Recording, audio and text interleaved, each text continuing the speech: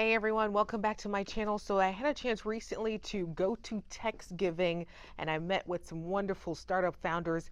Here's what they had to say about their pitches, and then at the end I'll tell you who won. So tell me a little bit about how you ended up here. Oh yeah, I ended up here, so I got this opportunity through my first accelerator program, Black Ambition. Shout out to Pharrell and the team. We ended up hearing about this competition and I just applied. I heard about Techsgiving, I heard it was similar to Afro Tech vibe. It's my first time here, so I put in my bid to talk about hardware-free solutions. My name is Robert Wilson. I'm co-founder and CEO of Parking Pen, and I connect people to parking spots. So made it to the finals. Happy to be here. Happy to have you. And so what's the difference between your platform and, let's say, Spot Hero? Oh yeah, so what we do, we connect people to parking spots in real time. So we know data that's occurring in a parking lot, a parking deck, and we use those operations to help with urban planning. So my background is in civil engineering, so I provide a consultant aspect to help with urban planning for 3 years to come, 5 years to come. So we take the dwell times and see how long people are traveling or commuting in a parking lot, and then from there we're able to look at operations and forecast growth. So how's it going? Yeah. On a platform yet? Yeah, so we're available in the App Store. We're also available on the Play Store. It's going very well right now. Oh, really? How many users do you have? Yeah, so we have a pilot that's knocked out with North Carolina A&T, and we're getting ready to gear up in Detroit with the Detroit Opera House. So things are moving along and progressing, and we're also patent pending, so we're waiting to hear back about that as well. Awesome. So North Carolina and Detroit? Yes, North Carolina A&T and also Labs Parking. Okay. Yeah. What do you hope for the future of your company? Oh yeah, I hope to be the face for people that look like me, because there's not a lot of players in the industry that has a young face or also my skin color. So I want to be a revolutionary person inside this industry and really connect people to parking spots, but also be the change that you could believe in. One of my favorite quotes by Martin Luther King Jr. is, if you can't fly, then run. If you can't walk, then crawl. If you can't walk, then run. But just keep moving forward. So with that tenacity, I just want to be on top, have pilot contracts continuing, convert those pilots into customers for a 1 year, 3 year period, and keep renewing with my subscription-based model. And how did you come up with the idea for your business? Oh yeah, I was a frustrated college student. I put myself through college. I've been working for about 14 years now, so everything I've done in my life has put myself through college. So I was late one day for class. I ended up being early because I was 10 minutes early to campus. I traveled to 4 different lots. As I said, I was an engineer. Went to the engineering building, then the residential halls, the library. No luck. So I took my $300 parking pass and I parked off campus. And at that time, I'm about 13 minutes late to class for test day. So now I'm sprinting to class. I get into the door and I'm greeted by the infamous closed door. So I'm looking at my professor and he's like, hey, you know the rules. So from there, we identified 1,000 commuter surveys to see the average wait time, and it was 20 to 25 minutes students were waiting for parking spaces on my alma mater's campus, and that's about half your education. So now we revolutionized the way we think about parking.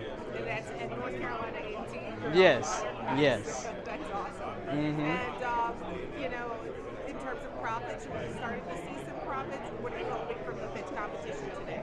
Oh yeah, from the pitch competition, we're actually opening up a business manager role, so I'm looking to bring in more sales experts so we can continue to grow and make our mark past the southern region. So I'm looking for expansion and growth with this funding. All right, what's your name spelling? My name is Robert Wilson, RobertWilson. And the name of your company? Parking Pen. You drop a pin and you're there. Nice. And Robert, do you have a background in software engineer? How did you become a Yeah, founder? my background is in civil engineering, so that's working on the roadways, taking a look at signal design. I really looked at the roadways to see, okay, this is how traffic looks right now in the existing conditions of 2025. What would traffic flow look like 25 years from now? So with that background in urban planning, I took it to Parking Pen to see the dwell times, people coming into a facility, how much revenue could you be making, how much revenue are you missing out on, and from there, we're moving forward to connect those people to places. So I'm a senior in college. I'm majoring in psychology with minor in computer science at Central State University. And throughout my time at Central State, I noticed that a lot of events go unmissed. A lot of students are interested, but they don't get to see the events on time. So that's how we get started with Get Active, because there's a lot of lack of student engagement, and that's one of the reasons why students do not graduate, which is a very big number. Because of you're not going to events? Exactly, because of disengagement. So imagine going to a new place, you go to HBCU, there's a lot of students are first generation, you go to a new place, new people, and you don't make friends or you don't get out of your room, and in the digital world that we're in, you always stay on your phone, you might watch shows online, but you don't feel at home. So that's what we created Get Active, to have everything, every event, every opportunity, like when it comes down to career services, football games, let's say a party, or any type of event. Well, HerRIDE started due to the fact that I used to be a rideshare driver in Atlanta. I was trying to go pro for basketball. It worked out best with my workout schedule. Started driving at night, and a lot of women kept telling me just their crazy stories, their crazy rideshare stories. And there was one that stuck out particular to me, where a woman told me that she no longer uses her real address. She uses the address on the opposite side of the street because she had a driver come back the next day to her address to try to talk to her. And so I was like, yeah, something has to be done. And so I decided to be the one to change it. Excuse me? Yeah. The person came back? Yep. I would have lost it. Yeah. So what did your company do that's so different from Uber and Lyft? So we have only women drivers on our platform. So there have been talks that the other companies have women options. If you book a ride with us on our rideshare platform, you're only going to get a woman driver, and we also pay our drivers 80% of the fare, Wow. which is a fair, livable wage. And the name of the company? It's HerRIDE. HerRIDE. Yep. Right. So Uber is trying to do something similar, I've noticed. Mm-hmm. What do you think about the competition? Bring it on. I played 3 sports in college, so they don't know who they messing with. When did you guys start your company? Started a company, I started it in 2019, but we didn't go live on the App Store until March of 2020. And then, of course, everybody knows what happened then. So I actually had to wait, build some community up, and we actually gave our first ride March of 2022. And you flew from Atlanta to be here? Yes. And so how's it going? How many users do you have on your platform? So we have over 50,000 downloads, all organic. We have over 30,000 users on the platform. We've completed over 10,000 trips on the platform, and we're raising money. To anybody that's out there that's interested in investing in us, I think that my most proudest accomplishment for us is that we are the 3rd rideshare company outside of Uber and Lyft to be approved at Atlanta's airport, the busiest airport in the world. Wow. Yep. And so what's next for your company? So you're doing this pitch competition, you're hoping to win some money. Yes. And where do you hope to take it next? So hoping to take it back to Atlanta and continue to expand and grow. We have a nice contract set up with us next year to transport seniors. And so we're going to start on that, and then we're going to start on phase 2 of our expansion. I'm looking into going into 2 new markets by the end of next year. So we're focused totally on Atlanta for 2026. World Cup's going to be there, but by the end of the year, we should be ready to expand to a new market. Wow, that's Yeah. awesome. And what have been some of the challenges for you? Most of the challenges has been fundraising. Black women receive, last time I checked, is 0.4% of all VC funding. So finding, everyone loves my idea. They think it's brilliant. No one wants to invest in it. So it's been having to be creative about how we get funding. So I started doing pitch competitions. I apply for any grant that I see. And then we also were able to receive a loan from Invest Atlanta last year as well.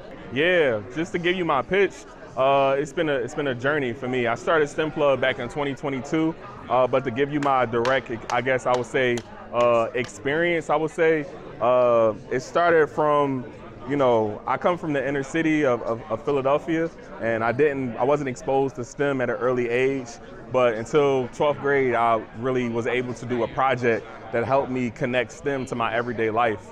And then that allowed me the opportunity I came to North Carolina, HBCU called St. Augustine's University, gave me an opportunity. And from there, I just kind of made something out of it. I became a robotic engineer. I was a robotic engineer for 10 years before I started STEM Plug. And then that was just kind of just the journey that everything started. So we started in 2022 with a book series, and now we've expanded into physical products like our water-powered robot here called the HydroBot. So this is a robot that really helps kids with hands-on learning and critical thinking. So you create products for kids? Yes, Is it yes. strictly for kids?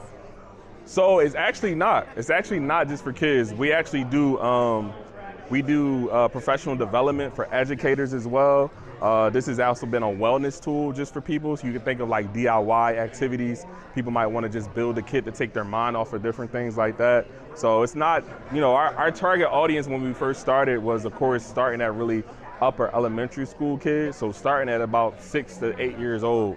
But now we've expanded into like professional development for teachers as well. Nice. So. And so how did you come up with the design and Yeah. the products that you want kids to learn about? Yeah. So the design aspect really came from the storytelling aspect. So we actually connect our kids with children's books. So this is our character you can see on the box. His name is Richie. Richie and his classmates, the STEM solvers, actually developed this water-powered robot called the HydroBot. So we have a children's book where you can see the application of it. So I actually wrote the story first and then designed the robot. And this all came from us wanting to go into, physical products came from when we had our first book out, we were connecting with a lot of schools and different things like that. And we started to do a lot of talking to our customers on like, how can we really help with more confidence for kids? And we just heard about hands-on learning. And then that's how we kind of went into like developing the kit and resources from there. And so what's your background? My background is in robotics. So I was a robotic engineer in the biotech industry for about 10 years. So robotics and science, and then also storytelling. So I write the children's books as well. I have a team, my publishing team, they handle all the illustrations and editing and stuff. But I would say my background is in robotics, and then also a lens of just writing, creative writing. That's great. So, So how many years have you been working on this? When did you start this? When did you get a physical product in your hand? So the physical product just released this February of 2025. This was about a year and a half, almost 2-year project, bringing it together, like just going through different prototypes and testing and different things like that. But this just released this year, 2025. So, yep. And how's it going? Are you starting to see more sales? Yeah, I mean, sales have been pretty well this year. We've been fortunate to win different pitch competitions, been able to go to a lot of different conferences. When we first put out the product, we were looking at it from a consumer lens. We were thinking like a lot of parents, individuals were going to be buying it just at like conferences like Techsgiving, but now we've expanded more into a lot of B2B sales, a lot of after school programs, ordering in bulk and different things like that. So sales have been going pretty well this year. That's good. Yep. And what do you hope for the future of your company? So the future of the company, I would say, is we're actively expanding our products, right? We're actively expanding into more products. We're actively growing relationships with more of our partners. So like some of our, we have local partners in North Carolina where we're at, but they're national organizations. So growing with them on the local level, and then now branding that and branching that out on a more of a national level. So continuing to grow with our partners and looking at like district level, licenses and like bills, different things like that. And what is your purpose? What do you want kids to take away from this? Yeah, my purpose, I would say, is really for kids to be able to show up as their full self and know that they can do whatever they want to do, whether it's in STEM or not, right? The main purpose of our robot here, the HydroBot, this is a robot that they can build. It teaches them about robotics engineering, but this is really a confidence tool. We want to help kids gain that hands-on confidence and critical thinking skills. So those are the big things to me, because confidence and critical thinking is a value to any future workforce job, not just STEM. So that's the value that we're really trying to continue to track through the learnings in our products. You said you grew up in Philly? Yeah, I grew up in Philly, yeah. And what was that like for you as a kid interested in STEM? I wasn't interested in STEM. You were? Nah, not at all.